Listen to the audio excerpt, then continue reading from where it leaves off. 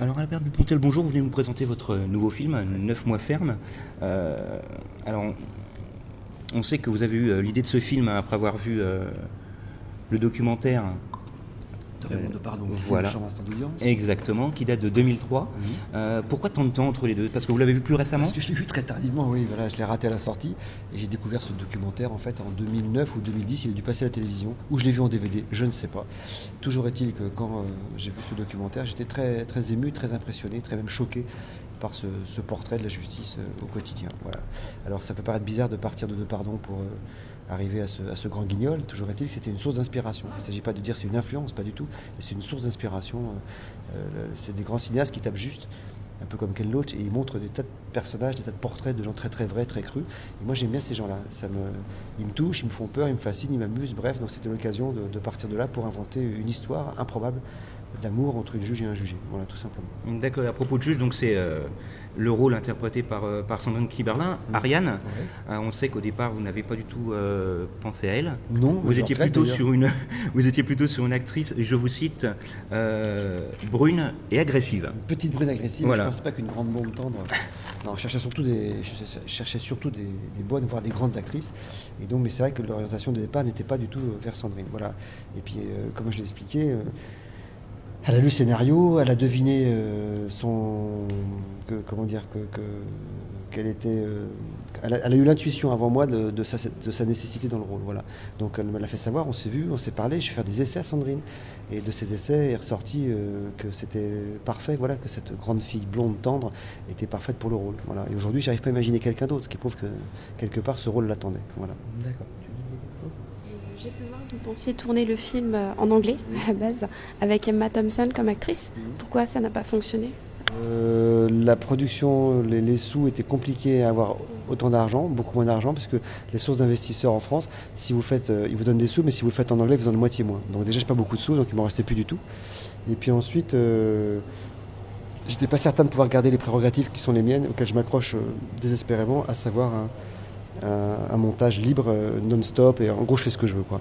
Et voilà, donc et là ça devenait un peu plus compliqué, voilà. Mais c'est pas perdu, avec un peu de bol pour le prochain, on y arrivera, voilà, exactement. Alors, on le sait, hein, ce film se passe dans le milieu judiciaire. Il y a un long plan séquence au début du film. On arrive dans le bureau d'Ariane, donc Sandrine Kiberlin, et au moment de la fête, lors du 31 décembre, on voit un nez rouge sur l'une des statues dans le hall. Est-ce que c'est pour vous un clin d'œil sur le système judiciaire français qui n'est pas forcément... Non, encore une fois, la justice, comme les médias, ils n'ont pas besoin de moi pour être ou grotesque ou ridicule, il n'y a qu'à les laisser vivre. Voilà, c'est des dysfonctionnements qui sont fréquents. Le nez rouge sur la statue de la justice, c'est tout simplement logique, c'est parce qu'au début, le premier plan du film, c'est une statue très sérieuse, très sobre, c'est la justice. On voit le décorum, il y a une fête qui se prépare, qui commence, et on voit une femme qui est à l'écart du palais de justice et qui, elle, n'est pas dans la fête et elle travaille. Et elle se présente avec beaucoup pas de flagornerie, mais beaucoup d'insolence, elle se présente, elle se raconte, voilà.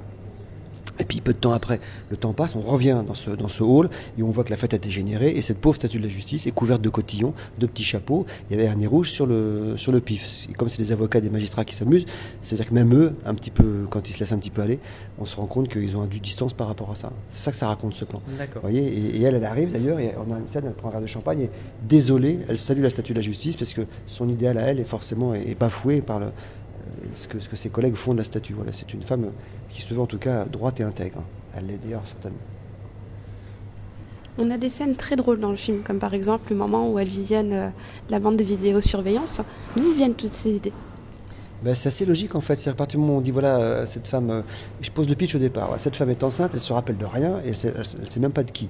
Or elle est juge, donc elle se sert assez logiquement, on se dit voilà, elle va se servir de sa profession pour faire une enquête. Elle va pas dire qu'il s'agit d'elle, donc elle va simplement prétexter une enquête. On voit ça auprès du policier qui est responsable de la vidéosurveillance.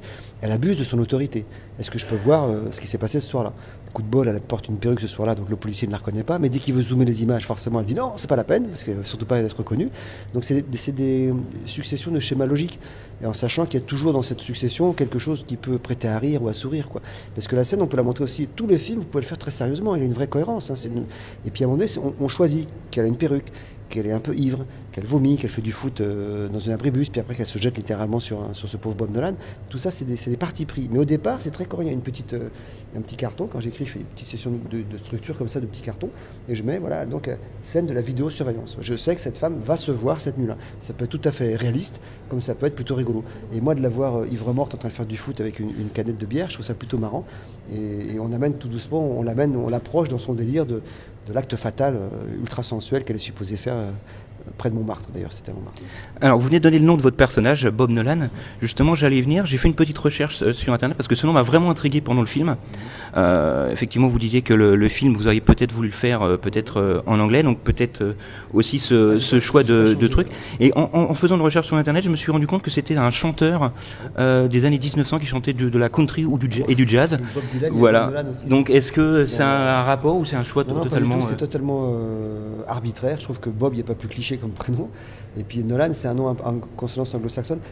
Comme mon personnage, dans mon esprit, était plutôt un manouche. La boucle d'oreille, quelques tatouages, etc.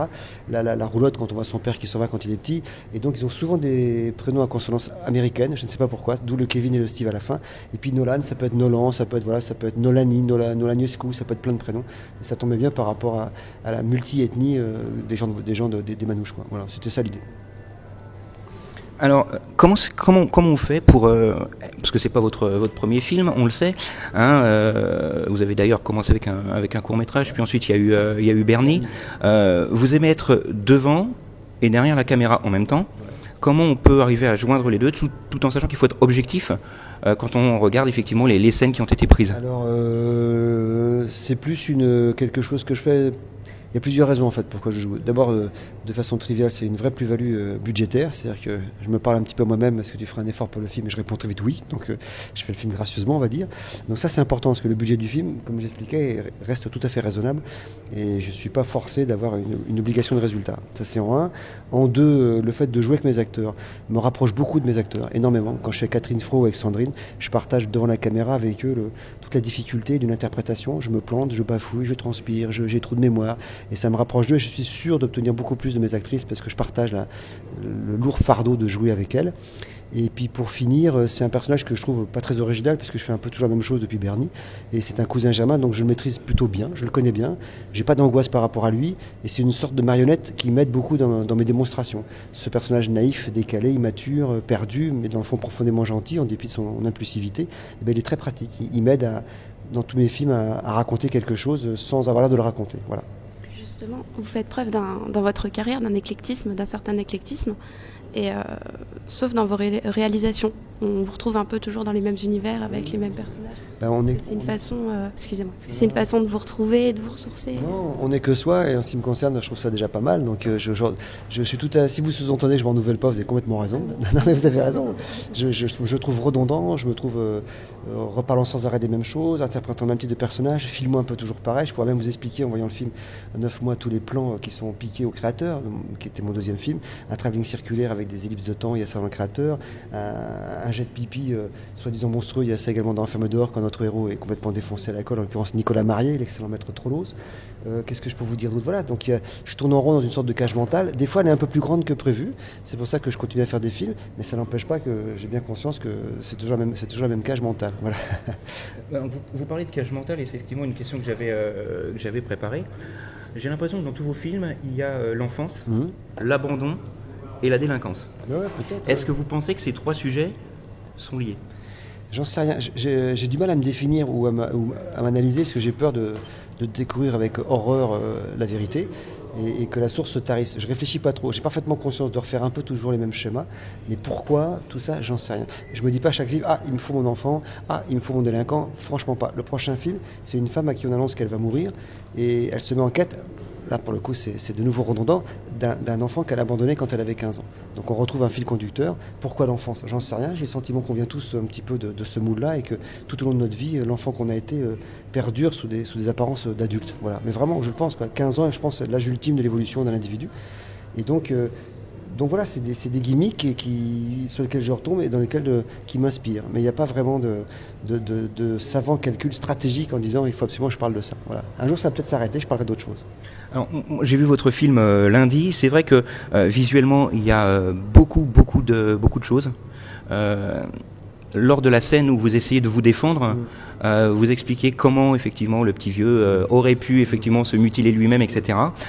Moi j'ai pensé à une scène d'un film des années 80, un film de Stephen King qui s'appelle Maximum Overdrive. Stephen King, il a fait un film, je pensais qu'il écrivait que des livres. Il a réalisé un film, Non, enfin c'était tiré d'un roman de Stephen King, effectivement, où tous les appareils ménagers prenaient vie et qui mutilaient comme ça. Est-ce que vous avez eu cette référence-là ou Non, malheureusement, je vais vous dire oui, c'est une référence, mais en fait ça veut dire que quoi qu'on pense avoir inventé, en fait quelqu'un est déjà passé avant, l'a déjà fait. La seule excuse qu'on a, c'est qu'on arrive 120 ou 130 ans après le début du cinéma. Donc forcément beaucoup de choses sont passées. Partout où je vais, on me dit bah tiens, ça j'ai vu ça ailleurs et tout. Bon, j'ai pas vu ce film. Voilà, mais je sais très bien que même en pensant inventer quelque chose, quelqu'un est passé et l'a déjà fait. C'est inévitable. Voilà. D'accord. Alors et pour terminer, je voudrais que vous nous disiez quelques mots du festival que vous parrainez en ce moment dans notre région. Un festival sur la guerre au cinéma. Film de guerre, voilà, c'est fait par Stéphane Mergugno, qui est un vieux copain depuis très longtemps, qui est lui-même cinéaste, qui fait des documentaires très intéressants. Il a fait un documentaire sur Depardieu, qui n'est pas encore sorti, mais que j'ai vu et qui est absolument épatant. Et avec un copain à lui, à Châlons en Champagne, je crois, c'est ce qu'on dit, ils ont organisé un festival de films de guerre. Je trouve ça une très bonne idée et je fais tout ce que je peux pour soutenir ce projet. Et je viendrai défendre demain un film qui s'appelle Come and See de Hélène Klimov. Le titre russe, je ne le connais pas, et le titre français, c'était Requiem pour un massacre. C'est un film de 1987 et qui est un pur chef-d'œuvre du film de guerre. Je ne peux pas en dire plus. Pour savoir si je mens, venez voir le film vous-même. Parce que c'est un grand film. Voilà. Voilà. Et là, vous nous parliez de votre dernier film, voilà. Qui était en écriture. Vous voilà. avez une idée de date? Est-ce que ça peut pas être 3-4 ans pour vous un film? Ouais, j'espère plus vite parce que là le temps passe, il faut se dépêcher. Donc je sais pas, je fais pratiquement plus l'acteur, donc je pense qu'avec un peu de bol dans 2 ans, je serai au moins en train de tourner. Voilà. Et vous serez encore également dedans? Si je fais en anglais, non. Si je suis en français, oui. Voilà. Pour l'instant, je connais aucun acteur aussi peu cher que moi dans mes films. Merci beaucoup. Merci.